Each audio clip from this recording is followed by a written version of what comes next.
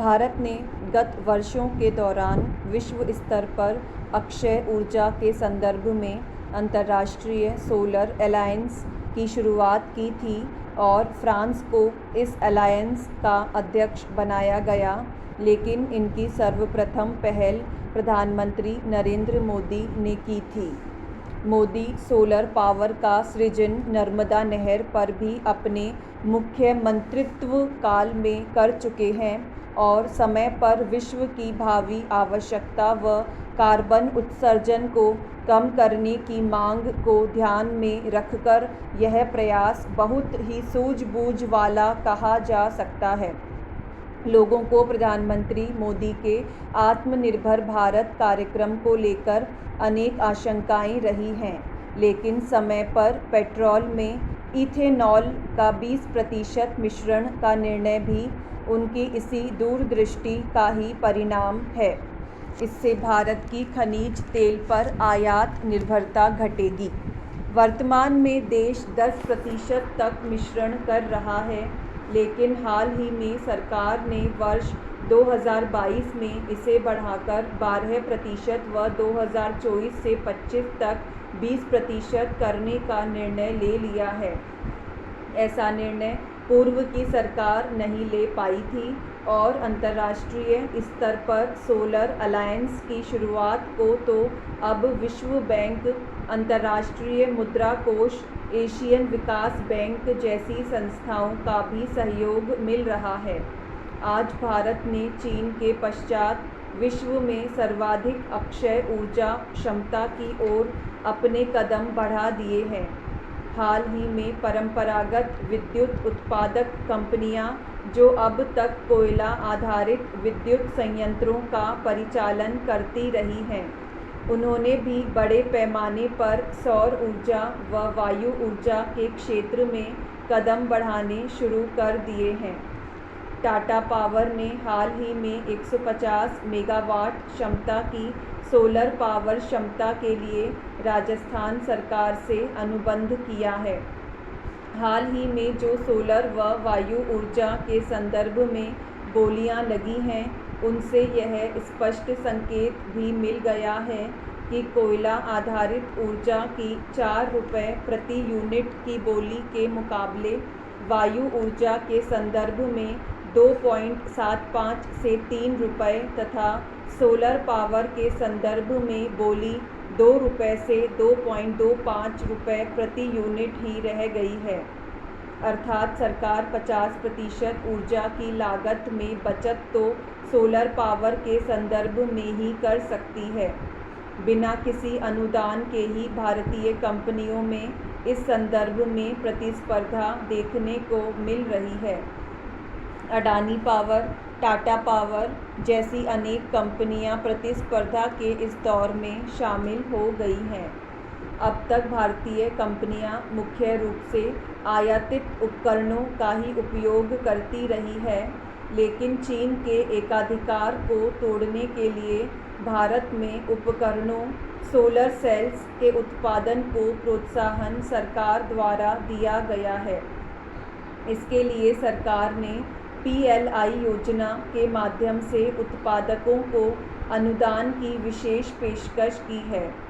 इन उपकरणों पर बेसिक 20% आयात शुल्क की शुरुआत से स्वदेशी उपकरणों उत्पादक कंपनियों को विशेष प्रोत्साहन भी मिलने की संभावना है। इससे भारत में आयातित उपकरणों के साथ असेंबली करने वाली कंपनियां विश्व स्तर पर प्रतिस्पर्धा बन जाएगी। यही कारण है कि कुछ चीनी, ताइवान व अन्य देशों की कंपनियों ने तो भारत में संयंत्र स्थापित करके उपकरणों के उत्पादन की पेशकश की है। अर्थात इससे भारत में निवेश आकर्षण के साथ रोजगार सृजन को भी प्रोत्साहन मिलने की संभावना है। विश्व स्तर पर ही सोलर व वायु ऊर्जा उपकरणों की मांग निकट भविष्य में बढ़ने की संभावना है। निश्चित रूप से रिन्यूएबल ऊर्जा में पूंजीगत लागत अधिक होती है, लेकिन इसकी क्षतिपूर्ति भविष्य में कच्चे माल की बिल्कुल आवश्यकता नहीं होने से हो जाती है। अडानी ग्रीन तथा एनटीपीसी जैसी सार्वजनिक क्षेत्र की कंपनी भी रिन्यूएबल ऊर्जा के क्षेत्र में सक्रियता के साथ प्रवेश कर चुकी है। इन कंपनियों ने अनेक बोलियों में भी सफलता प्राप्त की है तथा solar energy corporation of India से आदेश भी प्राप्त किए हैं। हाल ही में रिन्यू पावर की सूचीबद्धता अमेरिका में हुई है। यह कंपनी जो भारतीय मूल के उद्यमी हैं, अनेक स्टार्टअप भी इस दिशा में सक्रिय हुए हैं और अनेक कंपनियां सोलर पावर केंद्रित स्टार्टअप्स में निवेश भी कर रही है। रिन्यू पावर एक एसपीएसी के साथ विलय भी कर चुकी है और शीघ्र ही नैस्डैक पर सूचीबद्ध हो जाएगी। इस कंपनी का बाजार पूंजीकरण शीघ्र ही $8 बिलियन के स्तर पर देखा जा सकता है। यह कंपनी शीघ्र ही भारत की सर्वाधिक पूंजीकरण की सूचीबद्ध कंपनियों में शुमार हो सकती है, जो अमेरिका में सूचीबद्ध है। रिन्यू की स्थापित क्षमता 6000 मेगावाट है। इसमें से 4000 मेगावाट क्षमता के सृजन का लक्ष्य निर्धारित किया है। इसे कंपनी वर्ष 2025 तक अर्जित कर लेगी। इसके साथ ही कंपनी शीघ्र ही सोलर सेल्स व पैनल्स के उत्पादन में भी संलग्न होगी, अर्थात इन उपकरणों का उत्पादन स्वदेशी स्तर पर संभव हो सकेगा तथा उसको विश्व स्तर पर उपकरण आपूर्तिकर्ताओं पर निर्भर नहीं होना पड़ेगा। रिन्यू ने 48% सोलर व 52% वायु ऊर्जा क्षमता का सृजन किया है। रात्रि में सूर्य का प्रकाश व गर्मी नहीं रहती है, लेकिन हवा तो बहती रहती है, अर्थात दोनों के मिश्रण से दोहरा लाभ होता है। रिन्यू ने गत वर्ष 4000 मेगावाट का आदेश बोली के माध्यम से प्राप्त किया था और यह 3.52 रुपये प्रति यूनिट पर आदेश मिला था, जब देश में रिन्यूएबल ऊर्जा की शुरुआत हुई थी। उस समय भूमि अधिग्रहण की लागत बहुत अधिक थी, क्योंकि 1000 मेगावाट क्षमता की सोलर क्षमता के लिए 500 एकड़ भूमि की आवश्यकता होती है। ग्रामीण स्तर पर भूमि अधिग्रहण के विरुद्ध आंदोलन भी हुए हैं और इसी के चलते पश्चिम बंगाल में वर्ष 2013 के दौरान वामपंथी सरकार का भी पतन हुआ था, अर्थात देश की आम जनता भूमि के सदुपयोग को पसंद करती है।